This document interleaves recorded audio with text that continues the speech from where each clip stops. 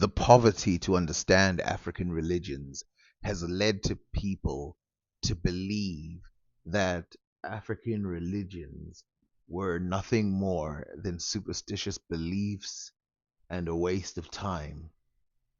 But just like every other religion of the world, there was more than meets the eye. For example, if we look at the Nyangas or Nangas of the Bantu people, they have dice in which they use as random number generators that they use over and over again. These dice are used to try and communicate and get specific messages from the other side. Now, you could say the other side doesn't exist, but that's fine. But the point here is that a lot of these things are actually mathematical. They're not just random in the sense that they are doing nothing at all. One of these random number generators that we should talk about is something called Bamana sand generator, which is responsible for computers. Now you're going to say, wait a minute, how is something where Africans used to draw in the sand responsible for computers? Well, the history of it is actually quite simple. It starts with the Africans themselves making a system which is found in East Africa, West Africa, Southern Africa, and it's a random number generator where you write a bunch of dashes. So it's almost like the one I showed you last time, but this time you write a bunch of random dashes on the ground, and depending on how those dashes end up will depend on what the final result is. When you get the final result, that's when you sum it up and go, okay, that's what we're talking about, and then you put it back in the system, and this happens for a while until you get the answer you want. This, again, is only one system. We shall return to the dice system.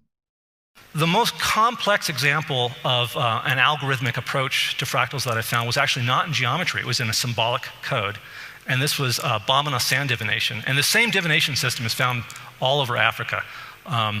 You can find on the East Coast as well as the West Coast. And often the symbols are very well preserved. So each of these symbols has 4 bits. It's a 4-bit binary word. You draw these lines in the sand randomly. And then you count off. And if it's an odd number, you put down 1 stroke. And if it's an even number, you put down 2 stroke. And they did this very rapidly. And I couldn't understand where they were getting, they only did the randomness 4 times. I couldn't understand where they were getting the other 12 symbols. And they wouldn't tell me. They said, no, I can't tell you about this. I said, well, look, I'll pay you. You can be my teacher, and I'll come each day and pay you. I said, it's not a matter of money. This is a religious matter. And finally, out of desperation, I said, well, let me explain George Cantor in 1877. And I started explaining, why I was there in Africa. And they got very excited when they saw the Cantor set. And one of them said, come here, I think I can help you out here. And so he took me through the initiation ritual for a Bamana priest. And of course, I was only interested in the math, so the whole time he kept shaking his head going, I didn't learn it this way. But I had to sleep with a kola nut next to my bed, buried in sand, and give 7 coins to 7 lepers, and so on. And finally, he revealed the truth of the matter. And it turns out it's a pseudo-random number generator. They're using deterministic chaos. When you have a 4-bit symbol, you then put it together with another one sideways. So even plus odd gives you odd. Odd plus even gives you odd.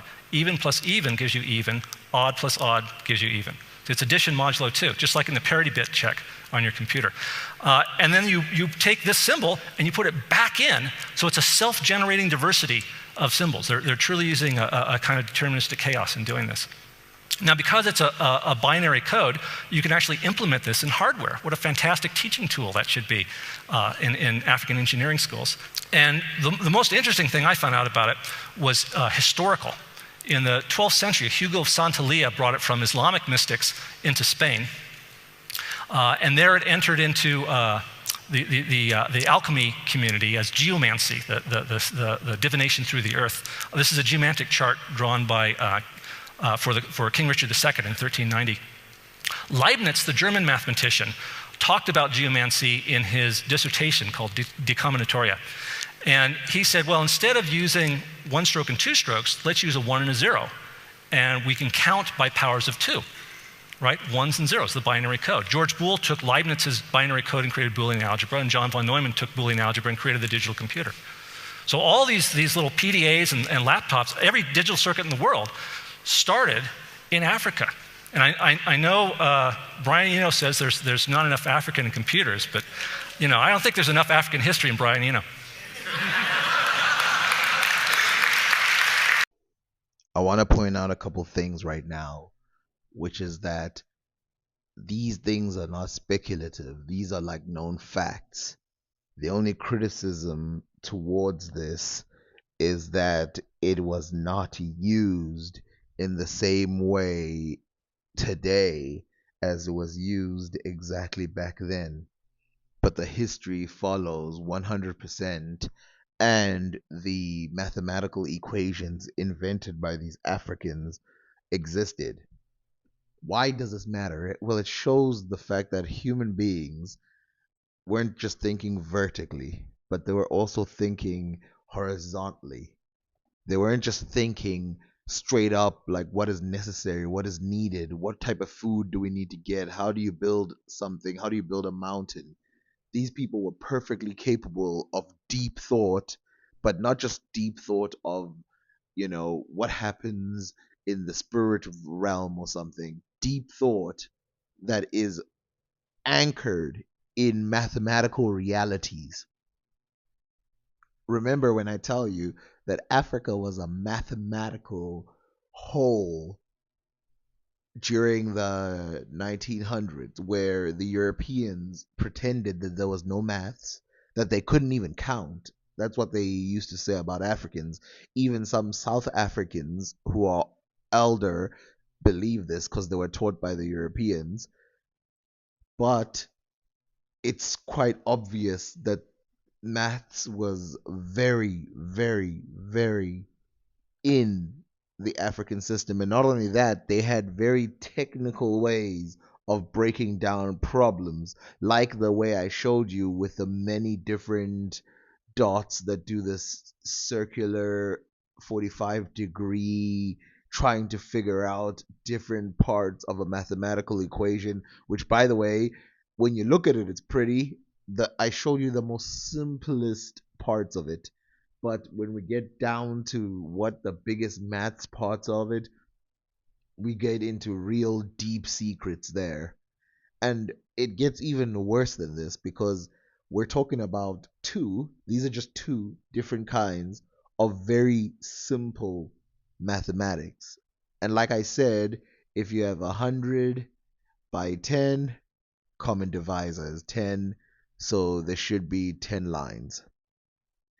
This is how awesome the maths was back then. So when I show you a futuristic version of Africa, had it gone in its own direction, don't look at it like it's some kind of mythical thing that could have happened. I'm talking about things that they actually had, not things that I'm speculating I wish they had. I'm talking about things they had that all they had to do was apply to a practical world. And like I said, this is just two maths. There's all kinds of mathematics. I showed you even the third. Let me just remind you. There's the third one in Ethiopia, where you can do deep multiplication without using a calculator. In fact, it's even easier than using a calculator in some ways, and it's easier than using the step way that they used to teach people in grade school. And the answer is always correct. There's ways of dividing. I mean, you can see with this thing that multiplication is just in there. They're worried about odds and evens. They're worried about certain prime numbers. And all of this plays in the world of fractals. By the way, this is just still in the realm of fractals. It's not even deeper than that. We were not just warriors, artists, musicians, clothes makers, builders, architects of mass kind. occupiers of one of the best climates in the world, we were also deep thinking, mathematical, and philosophical thinkers. And lots of people wrote about the thinkings and the deep thoughts that the Africans had, from the Africans themselves and the Europeans who first came in here. I've shown you the Zulu beads that were documented by Frank Jollis a long time ago of the meanings behind the Zulu beads. This should highlight to you how deep Africans are in terms of signal communication. Drum language in West Africa is also another form of binary. One after the other, you see from place to place in Africa, nothing but pure spectacular behavior. Einsteins dotted all over the continent. History is not just about war. For most of history, there was no war. And this is what they did in times of peace.